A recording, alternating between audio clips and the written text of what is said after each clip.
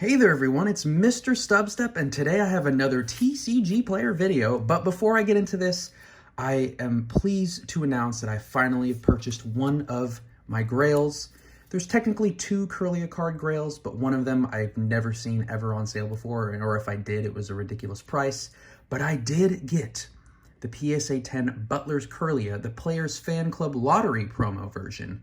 Not the one that came with every single thing. This is one that you had to win through the lottery. So a little more difficult to find. I think raw, usually this card goes in between $50 and $100, and then graded in a 10. I'll have shown down below, or maybe I can just say it, but this population as of, I think yesterday when I checked, there's a pop 25. Once again, it's a more obscure card. People aren't gonna be paying ridiculous amounts for this, but if you try to find this online for any buy it now prices, it ranges in like the $600 to $1,000 range. Of course, that doesn't mean the card is worth that. It only is worth what people are willing to pay for it. I think I paid a little over $200 for this. Thought it was a great deal, and I was very happy to add to the collection. So I think maybe now, this is now the most expensive card that I've ever purchased, which is pretty crazy to say, but it knocks off a huge grail off my list, which is good. The other grail is the PSA 10 Staff Pre-Release Secret Wonders Kirlia, and maybe I've seen one of those for sale ever, but it was like minimum like $2,000 or something, so it was a little ridiculous. And then that card also came with some extras, which is nice. Got this Hop Hip, which it looks like it's from any series, but it has a little McDonald's thing in the corner, which is cool, so it's a McDonald's promo. And then we have a Snorlax holo from, I'm not even sure of that set symbol. That's a very interesting set symbol, but a really good artwork by Himeno. And then we have, I guess, the Japanese equivalent of Hidden Legends, with that beautiful holo of that Ninetales. I mean, they're pretty beat up, but they're really nice cards, and I'll just add it to my, I guess, Japanese miscellaneous bulk that I have. And I wanted to start off strong, but I also did get some more Rebel Clash reverse holos and just cards that I was missing from my master set, so pleased to add these to the collection as well. I didn't have any Aegislash. I never pulled one. And then, of course, we have that Snorlax grabbing some fruit like the glutton it is. But yeah, super excited to add this to the collection. It's probably like my fourth most expensive graded card now, so pretty exciting. But let's get into these TCGPlayer orders. And I just realized that there's tape on this, which I probably should have removed first. Is there a tab? Oh, wonderful. I was just going the wrong way. Okay, and then there's some, so these all came in separate orders, and then I think I had Mystery or myself packaged them in like lots that made sense for videos. Like I wasn't gonna put 100 cards in one video, but I also wasn't gonna put like 2 cards in one video unless they're like really expensive. But let's go through these singles. I'm just gonna do one at a time because it feels weird to hold all those. But we have the Single Strike Urshifu V from Brilliant Stars. Pretty nice artwork, pretty nice. We'll see the condition on that. And like always, I'll probably have shown it right before opening this, but just the dates that I ordered all these cards. We're getting really close to finally catching up on all the cards that I ordered last year before I returned. Oh, wow. We have a Rainbow Rare Whimsicott V-Star, so adding a lot to the Brilliant Stars master set, which is nice. That's a beauty. And shoot, maybe I shouldn't have put the Kirlia there. I'll put the Kirlia up here. Oh, I guess while we're in the middle of this, sorry for disrupting this, I did add those stickers. I believe the name is Ocean Sky, that's just off the top of my head. They requested some stickers. They requested 4 characters, and 4 characters is a little much for one ETB, so I compromised with just the 2. The Attack on Titan ones, and then the 2 Totodile, because they mentioned Totodile, so I was like, this is a compromise. Instead of all 4 characters on one ETB, I did 2, and then the Totodile, because they were thinking Totodile needed some love. But I mean, there are some of my 2 favorite characters. Love Mikasa. Oh man, love Mikasa, love her character within the show. And then of course, Levi is Levi. If you haven't seen those clips or those highlights of Levi just shredding through Titans, I mean, it's something else.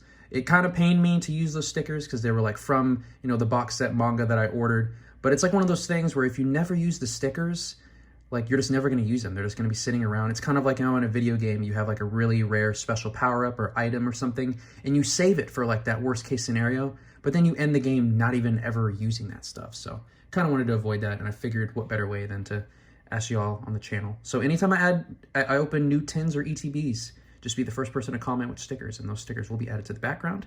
We have the Shaman V-Star, which is another beautiful rainbow. My goodness, we're stacking up. Oh, and the Brilliant Stars continue with the Roseanne's back up. Man, so many options. Not the best trainer card ever, but it is nice when you have a bunch of options. Choose one or more. And I wonder what's in that test tube. What do you think? You think that's like, what the heck is even pink that you can drink? Not like Tums or what is that, Pepto-Bismol or something? I don't know. I doubt that's what's in the test tube, but it's just interesting. We have the Honchkrow V alternate art. Oh my gosh, it's so cute with that boss pockets. This Pokemon may have up to 4 Pokemon tools attached to it. If it loses this ability, discard Pokemon tools from it until only 1 remains. Dang. I wonder if there's an interesting combination if you have like a bunch of different tools. And then that little Murkrow just sleeping, and then a bunch of Murkrow down below. Very cute alternate artwork. A little bit, you know, simpler and homey, but I do appreciate that alternate art. I think that one's fairly affordable. Who knows, maybe it's gone from price. Oh my gosh, we're even throwing some vintage up in here. We have a Crobat. I was about to say Dark Crobat, but this is a Crobat from Neo Revelation. Has some nice lipping on top. Look at that. If I had a skateboard and just and do a kickflip or something.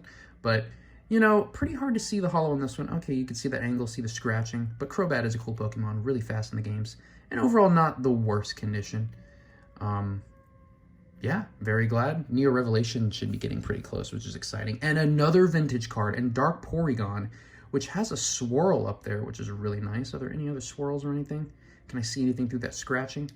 Dark Porygon is Dark Porygon 2. Excuse me, did not mean to get you mixed up with your, you know, stage 1 or basic version, my bad. But yeah, very nice. Got the rainbow in the background.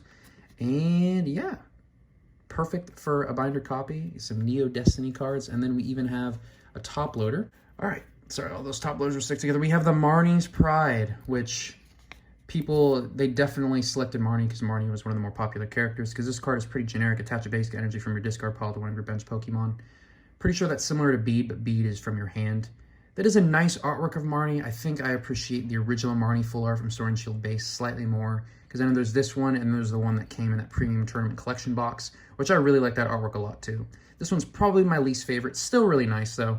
The blue eyes definitely pop, which is pretty cool, but I prefer the other 2 artworks better.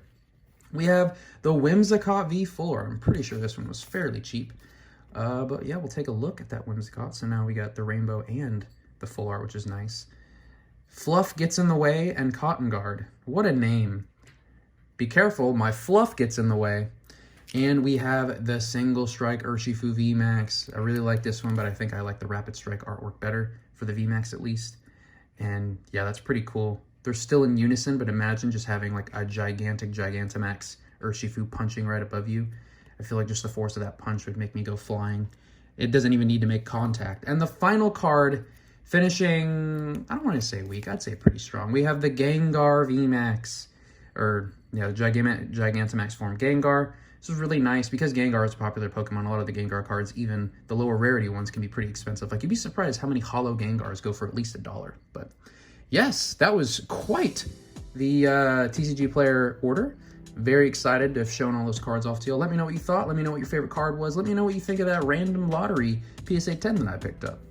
But I want to thank you all so much for watching. Let me know your pickups. I'm here to talk, discuss in the comments, or like always down in the description, I have really good stuff. Always, I have my chapters, and then Discord and email if you want to, you know, reach to me on an individual basis. I'm usually pretty responsive. So I want to thank y'all so much for watching, and I'll catch y'all in the next one.